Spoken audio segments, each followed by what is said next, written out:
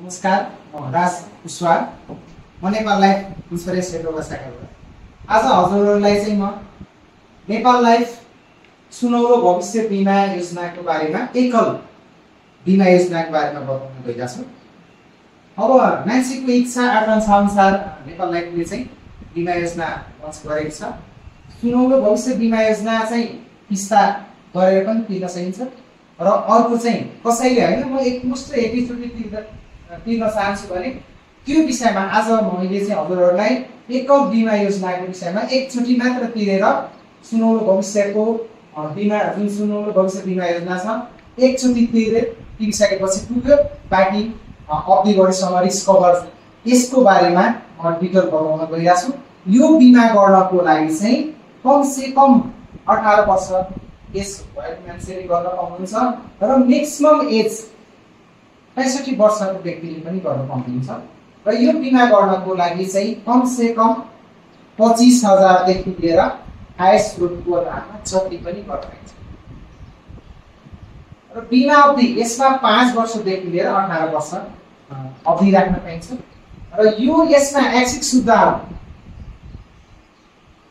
ADB PTD पीडब्ल्यूबी र CI accidental death benefit permanent total disable र premium waiver benefit र CI critical illness यो यसमा यति सुविधाहरु छ।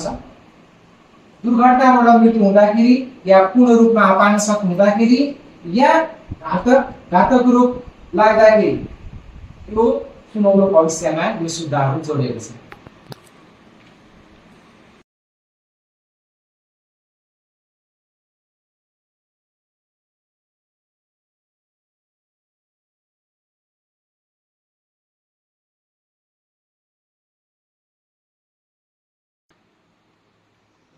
नेपाल लाइफ सुनौलो भविष्यको सुनौलो भविष्य बिमा योजनाको एकल बिमा योजना अन्तर्गतमा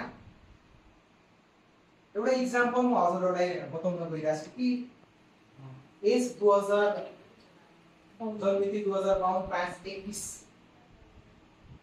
गतेको मान्छे 29 वर्षको बिमाको रकम 10 लाख बिमा अवधि 18 वर्ष र एकल किस्ता चाहिँ यो एज फ्याक्टरको मान्छेले एकल किस्ता 10 लाख को बिमा गर्दाखेरि उहाँको एकल किस्ता 5,74,780 पर्न भयो र आजैको दिनमा जस्तै उहाँले 10 लाख को बिमा गर्दाखेरि उहाँको किस्ता कति हो एकैचोटि तिर्दाखेरि 5,74,780 आजैको दिनमा उहाँले कति छुट प्राप्त गर्नुभयो भने 4,25,220 बिमा चाहिँ 10 लाख हुने भयो तर उहाँलाई चाहिँ छुट कति भयो 4,25,220 रुपैयाँ आजैको दिनमा उहाँले यति छुट प्राप्त गर्नुभयो र उहाँको 10 लाखको एक्सिडेन्टलदेखि लिएर हरेक सेवा सुविधा उहाँले 10 लाखको हिसाबले पाउनुहुन्छ। म इक्जाम्पलको लागि जस्तै उहाँको यहाँ चाहिँ एउटा फिगर बनाएको छु हजुरलाई बुझ्नको लागि सजिलो तरिकाले बुझ्नको लागि एउटा फिगर बनाएको छु। उहाँको स्टार्टिङ एज 20 वर्ष हो। मैले चाहिँ 18 वर्षको लागि चाहिँ मैले एउटा फिगर बनाएँ 1 2 3 4 5 6 देखि 18 वर्ष। अब उहाँले चाहिँ अब अहिले त किस्ता तिरिसक्नुभयो एकैचोटि यसमा त किस्ता तिर्नु पर्दैन एकल हो सुरुमै तिर्नु हो तर उहाँको डिस्कभर अब 18 वर्षमा हुने भयो र 18 वर्षसम्म उहाँ 18 वर्षपछि उहाँले के पाउनुहुन्छ त उहाँको 47 त्यो बेला 47 एज हुन्छ उहाँको बिमाको रकम भनेको 10 लाख बिमाको रकम र 18 वर्षको बोनस एकमुष्ट उहाँले पाउनुहुन्छ र बोनसको कुरो मैले चाहिँ हजुरलाई चाहिँ एउटा बोनस क्याल्कुलेसन गर्नेतिर म हजुरलाई ध्यान केन्द्रित गराउन चाहन्छु। बोनस क्याल्कुलेसन कसरी गरिन्छ भने बिमाको रकम र बोनस रेट र अवधि डिभाइडेड बाइ 1000। अब बिमाको रकम कति छ 10 लाख। अब बोनस रेट अब यो बोनस रेट बुझ्नु पर्ने के कुरो हुन्छ भने यो प्रत्येक वर्ष बिमा कम्पनीहरूले आफ्नो बोनस रेट डिक्लेयर गरेको हुन्छ त्यो पनि बिमा प्राधिकरणको अथोरिटी स्वीकृति गराएर प्रत्येक वर्षको चाहिँ यति बोनस दर हामी डिक्लेयर गर्दैछौँ त्यो बिमा प्राधिकरणले स्वीकृति दिइसकेपछि मात्र चाहिँ डिक्लेयर हुन्छ। यो प्रत्येक वर्षको बोनस रेट फरक हुन सक्छ कुनै बेला कम पनि हुन सक्छ बढी पनि हुन सक्छ। मैले एउटा एभरेज लिएर हाम्रो आर्थिक वर्ष 80-81 को बोनस रेट डिक्लेयर भइसकेको छ त्यसको आधारमा लिएर मैले हजुरलाई क्याल्कुलेसन गर्न गइरहेको छु।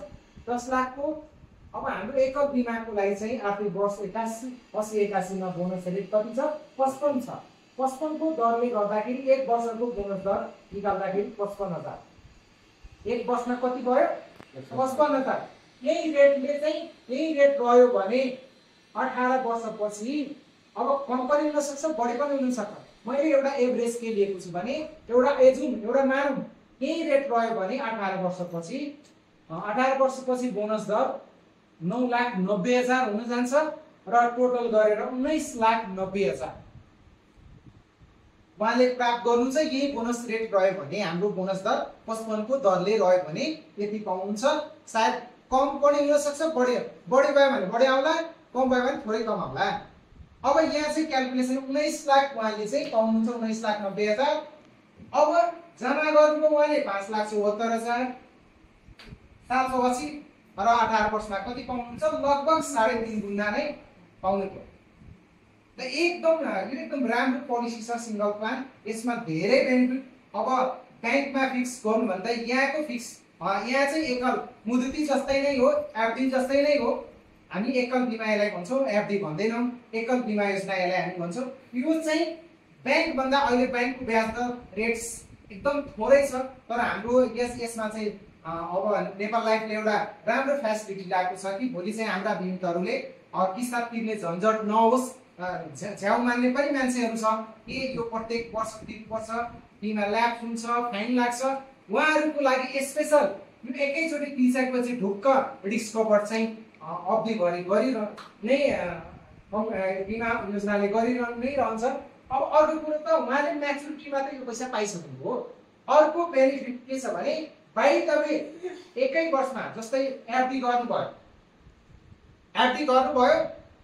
यहाँ कुनै व्यक्तिले ब्याङ्कमा एफडी गरेको छ, कुनै व्यक्तिले इन्सुरेन्समा चाहिँ यो चाहिँ एकल बिमा योजना लिनु भएको छ भने मैले फरक छुट्याउन चाहिँ जस्तै अब उहाँले एकै वर्षमा त्यो व्यक्तिको चाहिँ मानिले बिमा गर्ने व्यक्तिको एकै वर्षमा मृत्यु पनि हुन सक्छ, या कुनै ब्याङ्कमा गरेको एफडी वाला पनि मृत्यु हुन सक्छ। एकै पैसा उहाँले ब्याङ्कमा गर्दाखेरि जस्तै ब्याङ्कमा 5,74,780 कै एफडी गर्दाखेरि त्यहाँ ब्याज मात्र पाउँछ 1 वर्षको। तर यहाँ चाहिँ के छ भने कालगतिबाट मृत्यु हुँदाखेरि जम्मा गर्नुभएछ 5,74,000।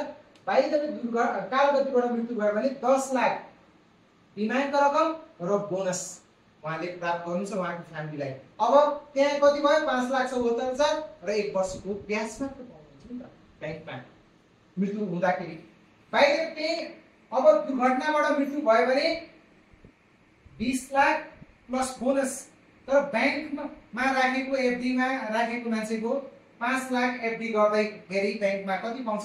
दुर्घटनाबाट मृत्यु भयो भने 5,74,780 र प्लस ब्याज मात्र आउँछ। यहाँ चाहिँ दुर्घटनाबाट मृत्यु हुने बित्तिकै 20 लाख प्लस बोनस। यसमा कुनै पनि ट्याक्स लाग्दैन। मृत्यु केसमा ब्याङ्कमा 6% ट्याक्स पनि तिर्नुपर्छ। यसमा मृत्यु केसमा कुनै पनि ट्याक्स लाग्दैन। अब अपाङ्ग नै हुँदा दुर्घटना भयो, मान्छे पूर्ण रूपमा डिसेबल भयो भने ब्याङ्कमा एफडी गरेको छ भने डिसेबल हुँदा पनि केही पनि उहाँले प्राप्त गर्नुहुन्न। त्यो म्याचुरिटी पछि बिमा जब के अरे एफडी म्याचुर भएपछि मात्र पाउनुहुन्छ। तर यहाँ पनि जब अपाङ्ग भयो भने यसमा चाहिँ मासिक रूपमा 10 वर्षमा 8,333 को दरले 10 लाख बिमा छ भने 8,333 को दरले 10 वर्षमा त्यो व्यक्तिले पाइरहेको हुन्छ। जब बिमा अवधि समाप्त हुन्छ 18 वर्ष हुन्छ, जुन बिमाको रकम र बोनस फेरि उहाँले प्राप्त गर्नुहुन्छ। र यसमा अझ जस्तै त्यसमा अब यहाँ जस्तै ब्याङ्कमा कोही व्यक्ति एफडी गर्नु भएको छ भने रोग लाग्यो भने त के उपचार खर्च ब्याङ्कले दिन्छ त? दिँदैन। तर आज चाहिँ नेपाल लाइफ इन्सुरेन्सको सुनौलो भविष्य एकल बिमा योजना गर्नु भएको छ भने त्यसमा सीआई सुविधा लिनु भएको छ भने आज नेपाल लाइफ इन्सुरेन्सले भोलि क्यान्सर भयो, किडनी फेल भयो, ब्रेन ह्यामरेज 18 वटा घातक रोगहरू छ, त्यो मध्ये कुनै पनि रोग लाग्यो भने उपचार खर्च 10 लाख रुपैयाँ उहाँले पाउनुहुन्छ। हाम्रो टर्म एन्ड कन्डिसनमा म्याच गर्यो भने केही ब्याङ्कमा केही पनि एक सुका पनि केही पाउँदैन। तर बिमा गरेको छ सिंगल प्लान लिएर चाहिँ एकल बिमा योजना गर्नु भएको छ भने उपचार खर्च 10 लाख रुपियाँ पाउनुहुन्छ। यसमा पनि कन्डिसन छ, त्यो बुझ्नै पर्ने कुरो। अब चाहिँ हजुरले त्यो सिंगल प्लान गर्दाखेरि पनि अब 90 दिनपछि यो लागु कहिले हुन्छ? 90 दिनपछि मात्र लागु हुन्छ, आजदेखि लागु हुँदैन। र दोस्रो नम्बरमा रोग लागेपछि 30 दिन बाँच्नुपर्छ। दुईटा कन्डिसन छ, त्यो कन्डिसनमा र हाम्रो टर्म एन्ड कन्डिसन म्याच गर्यो भने एकमुष्ट 10 लाख रुपियाँ उपचार खर्च पाउँछ। अब दोस्रो नम्बरमा अब जस्तै यसमा भोलि चाहिँ उहाँले सिंगल एकैचोटि तिरिसक्नु भएको छ, कुनै बेला उहाँले अब यहाँ चाहिँ जस्तै यहाँ उहाँले लोन सुविधा पनि पाउन सक्नुहुन्छ 10% ब्याज दरमा। 3 वर्षपछि मजाले यसबाट लोन पनि निकाल्न सक्नुहुन्छ, साप्टी पनि लिन सक्नुहुन्छ। र सरेन्डरको केस पनि भोलि चाहिँ म यो चाहिँ क्यान्सल गर्न चाहन्छु यो चाहिँ भने 3 वर्षपछि उहाँले चाहिँ यो बिमा क्यान्सल पनि गर्न सक्नुहुन्छ। म्याचुरिटी यसमा यो बिमा एकदम झन्झट मान्ने हाम्रो किस्ता तिर्न सक्दैन, उहाँहरूको लागि एकदम उपयुक्त प्लान हो। हस्, थ्याङ्क यू, धन्यवाद।